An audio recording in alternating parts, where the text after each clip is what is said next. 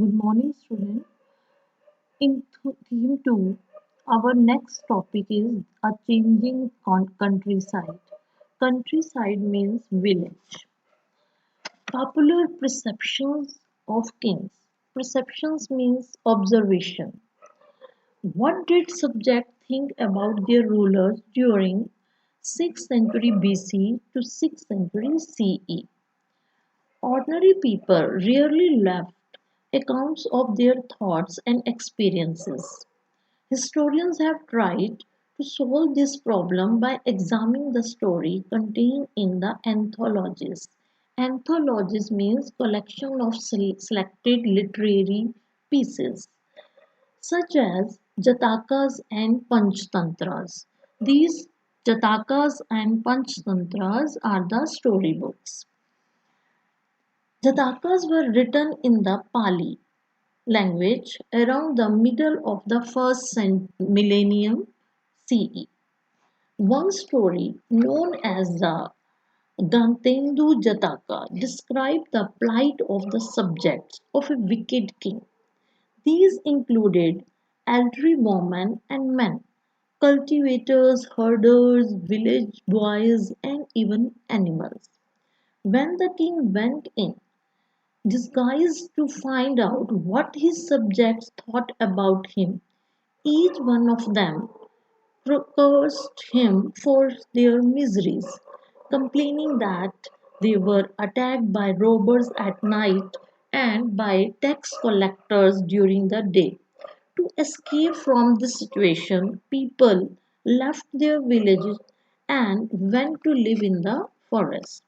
As this story indicates, the relationship between a king and his subject, especially the rural population, could often be strained.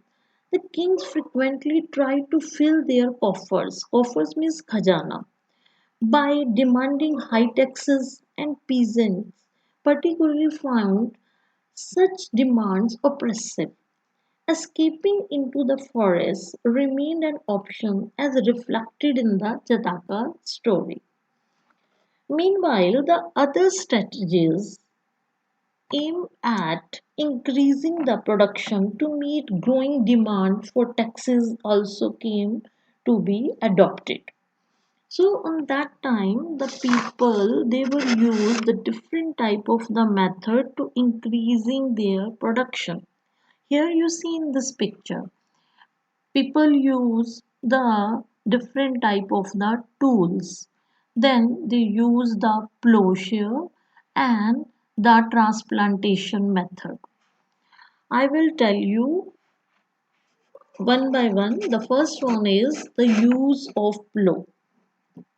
This was one of such strategies that was the shift to plow agriculture was spread in fertile alluvial river valleys such as those in the Ganga and the Kaveri from 6th century BCE.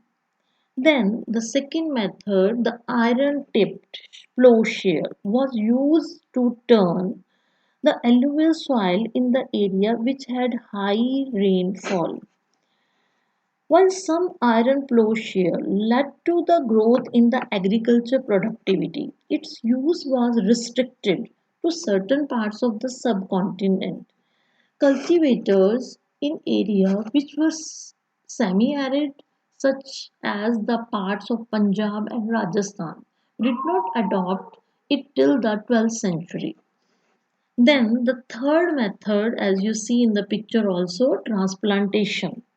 What is the mean? See now, the transplantation is used for paddy cultivations in areas where water is plentiful. Here seeds are first broadcast. When the sapling means small plants, have grown, they are transplanted in the waterlogged fields as you see in this picture. This ensures a higher ratio of survival of saplings and higher yield.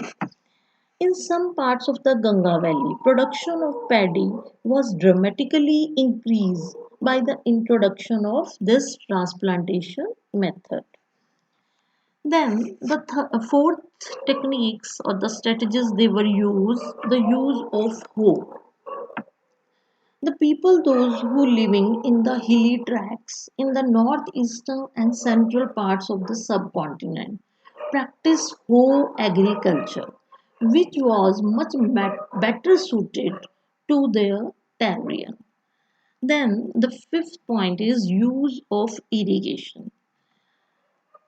This method or this strategies they were adopted to increase the agriculture production. That was in the different ways that they use the wells, tanks, and less commonly canals. As we see, I'm giving the example of the Sudarshan Lake in the Gujarat. Sudarshan Lake was an artificial reservoir. Who know about it? We know about it from the rock inscriptions in Sanskrit composed to record the achievements of the Shaka ruler Rudradaman. The inscription mentioned that the lake with embankments and water channels was built by a local governor during the rule of Mauryas. However, a terrible storm broke the embankments and water goes out of the lakes. Rudradaman, who was then ruling in the areas, claimed to have got the lake repaired using his own resources without imposing any tax on his subjects. So in this way, we see that the rulers they were also arranging the irrigation for the agriculture. Communication as well as the individual organize the construction of the irrigation works. Usually, powerful men, including kings, often recorded such activities in the inscriptions. So, in this way, we see that the people use different strategies to increasing their production.